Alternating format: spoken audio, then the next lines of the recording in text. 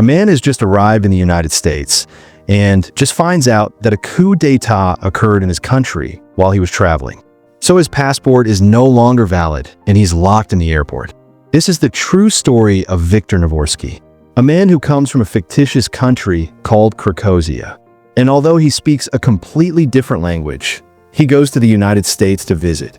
But when he shows his ID, he's escorted by policemen, try to interrogate him about the reason for his trip without being able to understand each other because of the difference in languages. This situation leads him to meet Frank, who is the director of customs. And while eating his lunch, he tries to tell Victor that his country has suffered a coup d'etat. So travel was banned and his passport is no longer valid. All this means that he can't enter the United States for business, travel as a refugee, or with any immigration status because the new government of his country is not recognized. And this makes him a citizen of nowhere. Or to make it even clearer, an unacceptable citizen. But this explanation was in vain because Victor understands absolutely nothing. And even so, he's sent back to the international transit area of the airport with the condition not to leave the airport until his immigration status is resolved, because if he does, he could be arrested. Then the police officer escorting him gives him some food vouchers because his Krakozia money is worthless in the US and a phone card to call wherever he wants. So Victor tries to use the phone, but doesn't know how to do it. And although he asks around for help, no one stops to explain. Soon after, he tries to help a woman who can't close her suitcase, but is trying. He ends up breaking it. While the cleaning man named Gupta mistakenly takes his food vouchers that fell on the floor and throws them in the trash. And when Victor tries to get them back, they can't understand each other due to the different languages. So the hours go by, and when it's night, Victor keeps wandering around the airport until he finds a room that seems to be abandoned. He goes in there to try to sleep, although the chairs are not at all comfortable. And in the middle of the night, he wakes up scared when a plane lands behind him, thinking it's the police. The next day, Frank receives the news that he's the candidate to replace his boss when he retires. So he's advised to watch out for the process inspectors who will oversee his work. But after a while, through the security cameras, he sees Victor in a bathrobe in the middle of the airport because our tourist is trying to take a shower in the toilet. After a while, Victor goes to immigration.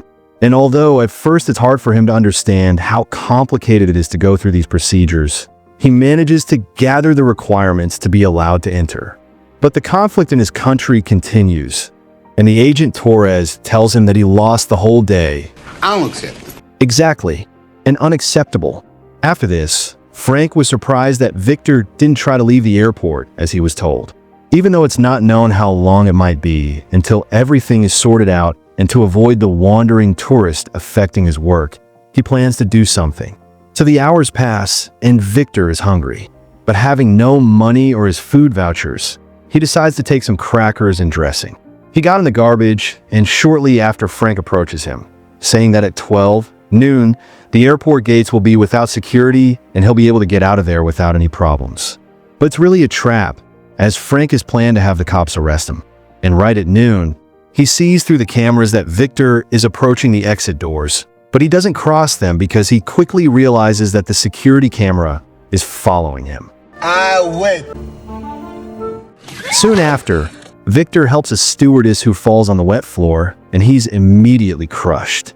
But soon after, he sees that the pretty woman meets a man whom she passionately kisses. Then Gupta talks to his co-workers, saying that Victor is a CIA agent who wants to spy on them. But the others don't think much of it. And while he's starving, Victor discovers that at the airport, there's a machine that gives coins when the luggage carts return. So he starts collecting all the ones he finds and uses the money to eat. And each time he returns more and more carts later, when he's having dinner, he tries to watch the news about his country. But everything is in English. So he decides to use some of the money he earned to buy books and learn the language by reading reports about France. So the days go by, and Victor learns to read English. And when he returns to immigration officer, Torres recognizes him and prepares to reject him as soon as she sees him. Although now the atmosphere between them is much friendlier. He then prepares to earn more money by returning more cards. But Frank announces that he has created a new job for someone to take care of this, and so are stranded. Tourists can't eat And all this is seen by a guy in red overalls named Enrique. And then Victor goes back to eating crackers from the garbage while the flight attendant, who he helped last time, excitedly greets him. But she wasn't looking for him.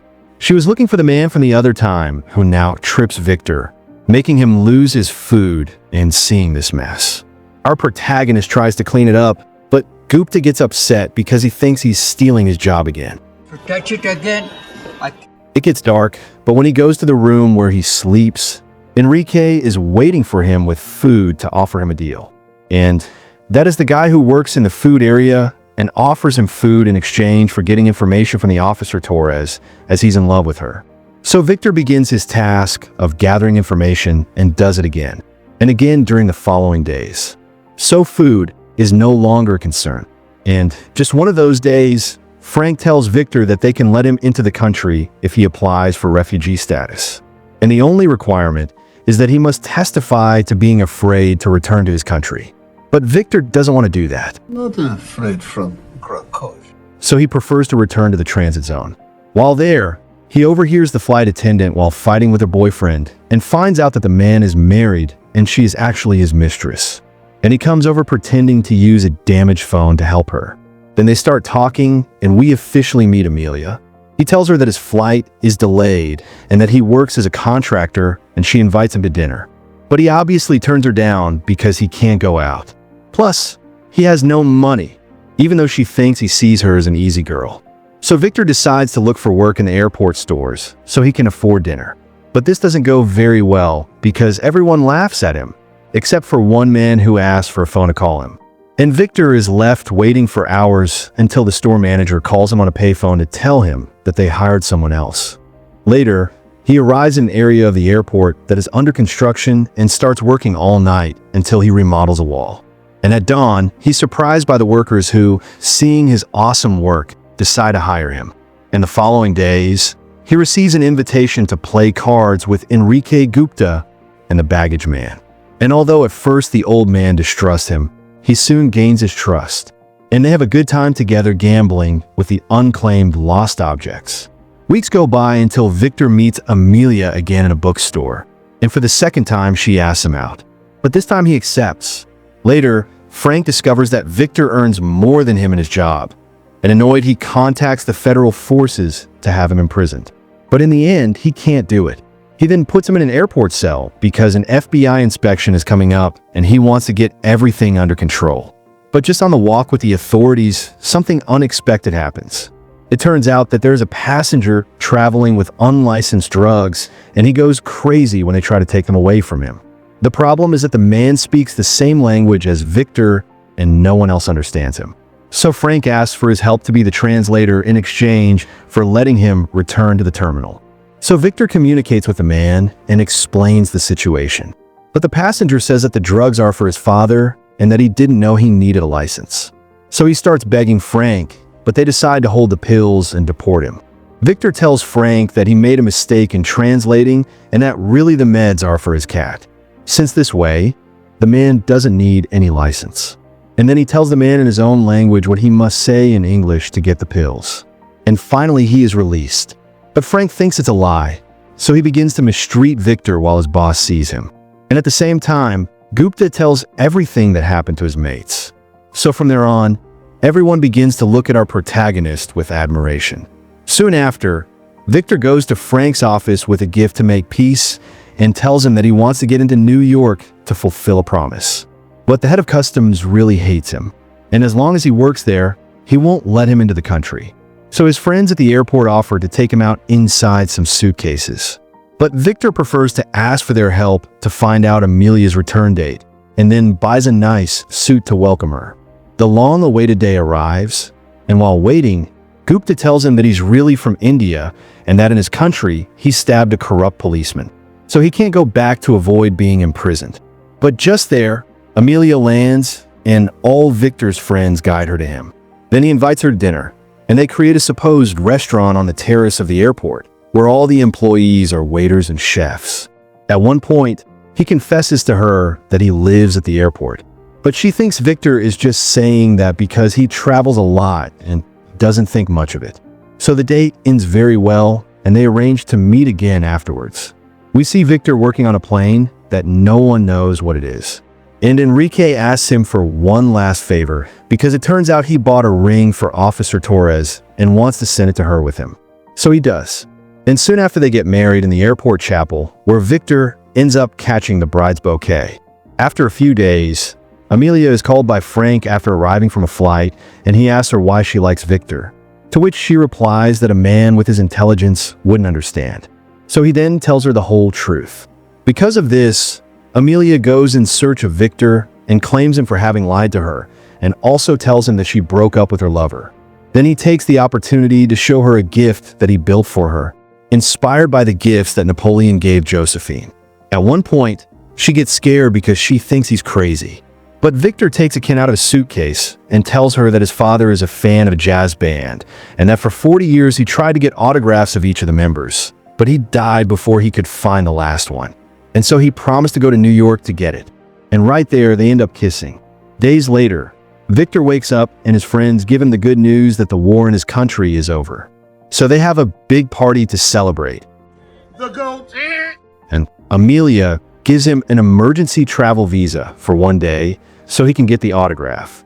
He's missing. I know New York! But the happiness ends soon, because when he invites her to join him, she says that she is back with her lover and leaves with him. Then a bit sad and a bit happy, he goes to Agent Torres, who is about to authorize Victor's entry to the country, but realizes that the visa is missing his signature. And the one who should authorize it is Frank, who is preparing his promotion and just sends him back to his country. But Victor insists, and Frank threatens him that he will fire his two friends and deport Gupta to be imprisoned in India. So without alternatives, Victor starts to say goodbye to his friends, and Gupta gets upset for giving up so easily. But then one of the officers tells him everything that happened. This is why the old maintenance man enters the airstrip to commit an infraction so that he will be deported. And Victor has no excuses to surrender, but seeks to keep his promise. Then the airport employees go after our protagonist to escort and give him gifts, while Frank angrily orders the police to arrest him.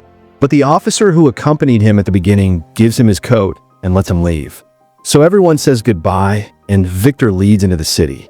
But when he's about to take a cab, he sees Amelia arriving, who simply says goodbye with a smile. Then Victor goes to the performance of the musician he's missing and tells him the story of his father to get the last autograph. And after fulfilling his promise, he gets into another cab and with satisfaction tells the driver that he's going back home. Not because he failed in America, but because he succeeded in keeping his word. And sometimes that's the greatest victory of all.